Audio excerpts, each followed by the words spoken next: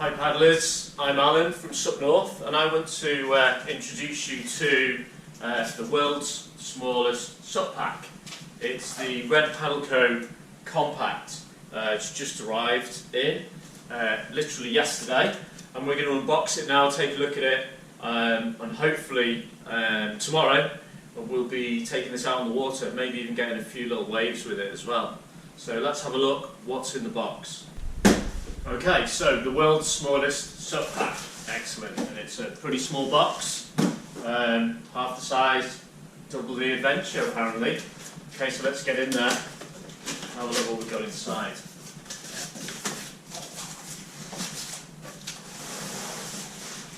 Okay, so it still feels about the weight of a normal SUP, but what we've got is really a neat backpack actually there.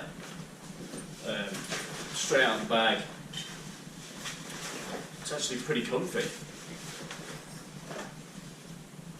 Waist belt, straps. Apparently the lumbar support is adjustable.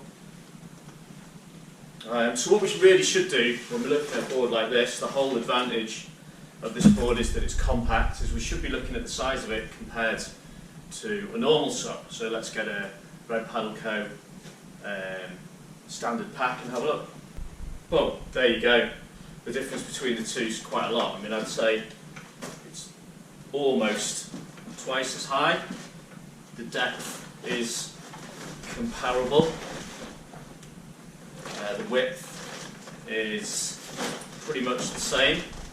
So you've got a much smaller package to take out. If you're going to take that, if you're going to carry it, if you're going to walk with it, if you're going to put it in the boot of a small car, maybe you're going to cycle on a bike with it, it is going to be quite a lot easier to transport that. And I have to say, the Red Paddle Co bag is already one of the best on the market, but this is another level in terms of development, straps, lumbar support. It's pretty impressive. So let's actually have a look what we get in the bag. So opening it up, and inside, I don't know if you can see that, we've got Red Paddle Co leash, obviously your pretty much standard repair kit, glue, valve tool, patches. We all know these, the waterproof pouch for your phone, keys or wallet. And inside here, well packed in, we've got, unfortunately, a little bit of plastic, but inside here we've got the board with a Titan pump. It actually feels really light. When you get the board on its own, it's actually really light.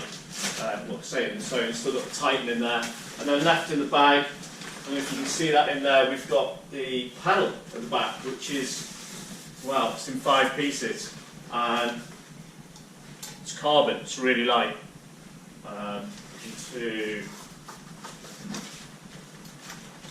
Two more, and it's kind of stored in little straps there, which is quite a nice feature, so it's not going to move around.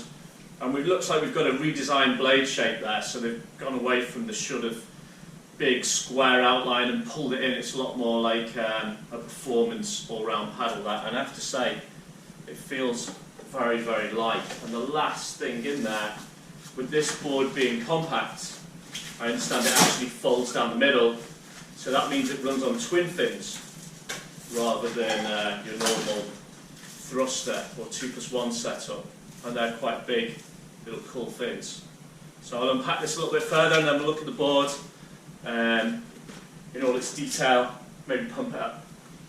Okay, so this is what we really want to see. We really want to see the board. We know it's folded down the middle, so let's see how this thing flips out. So we'll do the strap, roll it out. There's the bad boy, the Titan, and you can see the board's folded down the middle there. So we just fold it out. Cardboard packaging away. Very noisy. Oh, look at that. So we've got like the deck pad's actually split down the middle to enable it to fold up well. The leash point is offset to the side, and so is the valve, normal red paddle code valve there. The handle's slightly offset too. Running up down the front, you've got your normal sort of cargo net. A little bit more packaging over the graphics, the sort of printed on red logo there. We've got two stringers that run down the nose of the board. They actually run all the way down under the deck pad there. Red logo. And at this end, we turn it over, and as I was saying before, you've got your twin fin set up there. And I'm led to believe, and it looks like they are, they've got grub screws in. So these boxes are apparently compatible with standard FCS fins as well, which we might get to try out tomorrow, maybe in the waves. We'll put some more surf-orientated fins, maybe. Let's see how these fins snap in. Okay, so look at those bad boys. Just taking a look at those, we've got red embossed on that side and on the other. They're similar to I-fins, maybe a little bit more rigid. They've still got some bend in them. I think you just pop these in and pull back. That's one. And the other one, pop it in and, not quite like that, snap it back. Okay, that's the two in. They look pretty solid. I suppose if you're worried about them, you could always do these grub screws up. See how they pop out, so just a little push forward. It's quite a solid feel. And apparently the tracking is just as good as a thruster setup, and that's mainly down to the size of these fins. They're quite a big fin. So let's get the board blown up and have a look at it. 5 minutes later, as if by magic, here it is blown up. Just takes probably a little bit less than a normal board to blow up, with it being that little bit smaller. Actual dims of this board are 9'6" by 32. So wow, it's light. It's very light. Probably it's a little smaller than a 10'6", but it's very, very light board. I'll take the camera around now and show you some of the finer detail on this board. Apparently there's a slightly different MSL technology in here, but it's exceptionally light, I can tell you that. Okay, something that I didn't notice before is there's also stringers running all the way down the board underneath as well. Give it some extra rigidity, top and bottom. Obviously this board doesn't have battens at the side, which some of the bigger, longer reds do have. To be honest, I'm not a huge fan of the battens. That's why I think the ride boards, the best sellers, don't actually have those. Fins are exceptional. Looking at the detail at the back there, you can see that that'll probably track pretty well. They're a long way back, and they're of a good size as well. All in all, it's looking really good. So taking those fins out, nice and easy. Nice and easy. And back in.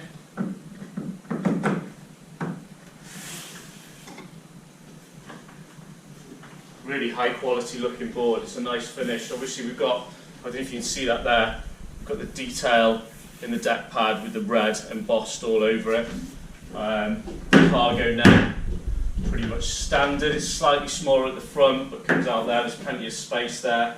Deck pad's nice and soft. The handle's soft. It's going to be a brilliant board to travel with. It really is going to be good. Like I say, exceptionally light. Let's have a look at the paddle in more detail now. Okay, so looking at the paddle, 5 pieces as we know. There's been 5 pieces, sounds like a lot, doesn't it? But the thing is, this all fits in that tiny bag, so I don't know if there's an order to do these. I didn't read any instructions, but pretty much. Okay, so that's the top of the paddle, because it's round at the top, so we put all these sort of angled pieces in first. The sort of, I don't know if you can see that, the sort of cut on an angle, and then lock into place with your small locking pin, spring-loaded pin there, like that. And then I imagine this is the last piece there. So I'm told that you could, if you've got a kid using the paddle, you could leave one of these sections out. So I'm told. I think that's right. And you could still use it. Oh, hang on, I need to open the lock. Fit the paddle in, it's the lever lock system. Lock it down there. Nice and tight, no movement there. There's a very tiny bit of movement, but to be honest, it's nothing. It's light. A little bit heavier at the blade end than if you're used to a full carbon paddle. Obviously the blade's a little bit heavier, but that's a solid piece of kit. I'll give you a closer look at the blade there. You can see that be very durable with this nylon with sort of like a rubber edge into it. Full carbon shaft in those 5 pieces. Lever lock adjustment at this end, so you can just clip it out, he says, and then lift it up, and you can adjust the height there. Not a huge amount of movement there, but enough for most paddlers. And also, if you're short, you can take one of these sections away. So on the whole, looks like a real quality piece of kit. I'm pretty impressed with that paddle, especially that you can pack it up ridiculously small to go in that bag. So good development there from Red. So there you have it, the Red Paddle Co Compact. So the next thing is, let's see if we can get it back in the bag, which hopefully I can manage, we'll find out. Okay, so the packing it up bit. So I'm going to probably speed this up because it'll bore you to death, but let's see if we can get this bad boy in the bag. We'll start off with the paddle. Undoing it one by one. It's got like a handy sort of thing that tells you where everything goes.